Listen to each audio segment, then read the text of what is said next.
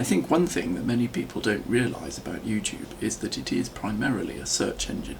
If you think about it, what really makes YouTube work so well is the ease with which you can find videos that you want to watch.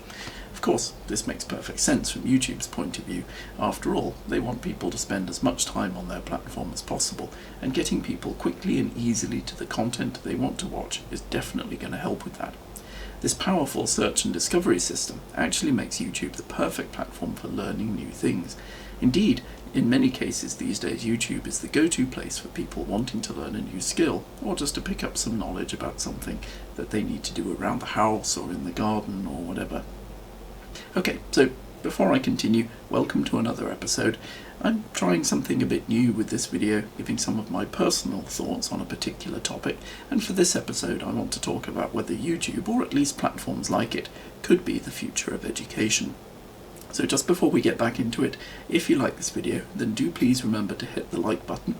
It really does help with the YouTube algorithm, and if you haven't done so already, then please consider subscribing to my channel so that you don't have to miss any future videos. Thank you very much.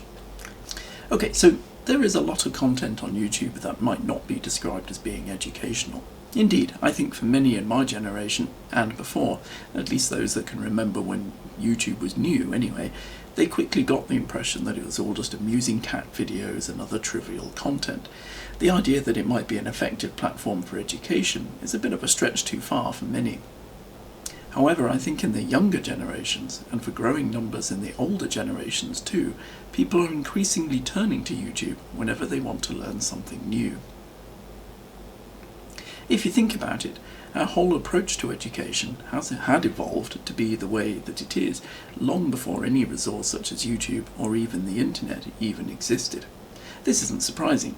After all, such technologies haven't actually been around for all that long. YouTube, for instance, began in 2005, whilst the World Wide Web really began in 1993, just 28 years ago. But what I personally think is rather surprising is how slow many educational institutions have been to adapt to and make use of these new technologies as they became available. We have embraced the idea that education must consist of gathering a group of people together in a single place so thoroughly that I think it is almost impossible for many to see beyond it. It is my understanding, and I welcome input from many history scholars on this, as I'm certainly not one myself, but it is my understanding that this idea of gathering people together in one place for the purpose of education has existed since classical antiquity, or about the 8th century BC. Clearly not what we might consider to be a modern idea then, but, of course, without technologies such as the internet, it makes perfect sense. How else could the dissemination of knowledge to interested people take place? The requirement to gather in one location means that all of the people there should be precisely those that are interested in the topic, thus saving wasted effort trying to pass knowledge on to those who are not interested. Also, it is more efficient, especially in the early days when knowledge had to be passed on verbally, as it meant that this could be done to many people all at the same time. Over the years, this process hasn't actually changed all that much. Most education is still delivered in the time-honoured fashion of an expert in the field standing in front of a group of students and lecturing to them about whatever the topic happens to be. Now, there's nothing wrong with this approach, and it does indeed work well. If it didn't, then we probably wouldn't have advanced anything like as far as we have since ancient times. The important question, though, has to be, is it still necessary to do things this way? As I said, in the past this approach made perfect sense, as there was no other way to adequately reach all those interested in a particular topic, and it certainly wouldn't have been practical to go to every person individually and teach them one at a time, which was, I suppose, the only alternative. But now that we have the internet, the World Wide Web, and websites such as YouTube, that is precisely what we can do. These technologies can reach just about anyone, anywhere, at any time. So why then do we still insist on providing education in the same time-honoured way? I think there are probably many reasons why, but perhaps a significant one is simply inertia. People generally don't like change very much. After all, the traditional method of education has worked well for previous generations, so why shouldn't it work for new generations? This is a bit like the old "it was good enough for me, so it should be good enough for you" argument. Whilst not a particularly strong argument, it can nonetheless be remarkably difficult to argue against. There is indeed a certain truth to it. After all, something that has worked before should continue working. But, of course, if we stuck to this approach all the time, then nothing would ever get better. I think sometimes it is difficult to see how something could be better. When something is all you know, it can be very hard to think outside the box enough to see the problems with it, and hence to see why there might need to be any improvement. The global pandemic has forced many to adopt different ways of doing things, and the education sector has been no exception. All educational institutions, from schools through to universities, have had to adopt new ways of teaching and reaching pupils and students who may be learning from home. Of course, this was only possible because of the internet, and is a perfect example of how effectively we can respond to and overcome challenges we're faced with when we have to. But I personally do find it rather interesting that it takes something like COVID-19 to get people to actually embrace change and move forward. I think that it might be fair to say that this is often the case, that people continue doing things in one certain way until they are somehow forced to do it otherwise by circumstances beyond their control.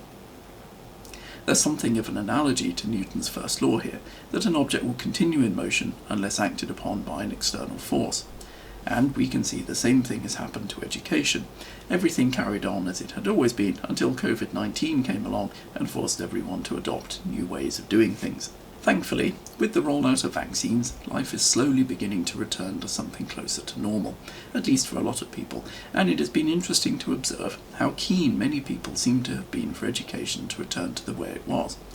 Thinking solely about the higher education sector and universities in particular, I must admit that I don't entirely understand why this has to be.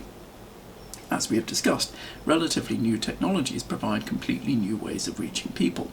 Also, the recent pandemic has clearly demonstrated that these technologies can be used to deliver teaching effectively. Whether it has been quite as effective as regular teaching remains to be seen, of course, but I don't think it would be fair to judge the merits of online education based on the results after the pandemic. After all, no one knew that the pandemic was coming, and so nobody was prepared for it. Education providers had to scramble to make their course content available through online media where it hadn't been before, and that had to be done very quickly. That they were able to do this at all is a significant achievement that shouldn't be underestimated, but it doesn't mean that the content was necessarily provided in the best way possible. One has to wonder what could be achieved in terms of online education if it was properly focused on, and course providers had the time to develop their content specifically for online delivery. That even the hurried response to the pandemic was still sufficient, to me at least, is indication that the delivery of education through this medium could be very effective indeed. Which brings us back to YouTube, and whether it, or a platform like it, could be the future of education. Well, it certainly addresses many of the ancient problems of delivering content efficiently to those that are interested. Given that it is free and available to just about anyone on the planet, one cannot deny that this is a tremendously powerful resource. It is not, of course, the only way in which online education could be delivered. Indeed, it could be argued that such video-based content is merely an extension of the classic approach of an expert in the field standing in front of a group of students and lecturing them about some topic. The video is not in any way interactive, unless being broadcast live, and even then the interaction is limited and only similar to what could be achieved in a typical lecture theatre. Also, live broadcasts kind of defeat some of the advantages of a platform that is available to anyone, since they necessarily require that the participants be present at a particular time. This may not always be practical in the case of different time zones and so on. So we end up with some kind of hybrid approach, probably being the best that can be achieved with video, broadcast live initially to as many people as possible, and then made available as a recording afterwards for anyone else that might be interested. Could this sort of medium be the future of education? Well, I would argue that yes, it could, but probably only as part of a more complex and fluid system that combined the best of both worlds. The interesting question that comes out of this, though, is whether this is all that could be achieved. I mentioned the lack of interactivity, and how a video format is really only a small extension of the classical lecture theatre format. I personally think that there is a huge potential for online learning to go much further than this. Indeed, why do we need to limit our thinking to simply extending what has been done before? Why not think about completely new ways of delivering knowledge that are only possible because of newly available technology? The concept of the metaverse and metaspaces is particularly exciting in this context, where the possibilities are virtually endless. It is only a matter of human imagination to develop new ways of teaching that exist within these virtual worlds, and I think the future for this kind of education delivery could be very exciting indeed. However, I think that should probably be a topic for another video. These have just been a few of my personal thoughts on this topic. Let me know in the comments below what you think. It is always good to hear from you. And if you enjoyed the video, do please remember to hit that like button. And if you haven't done so already, do please consider subscribing to my channel so that you don't have to miss any future videos. Anyway, it has been a pleasure making this video, and I do hope that you have enjoyed it. Thank you very much for watching, and I look forward to seeing you in the next one. Bye.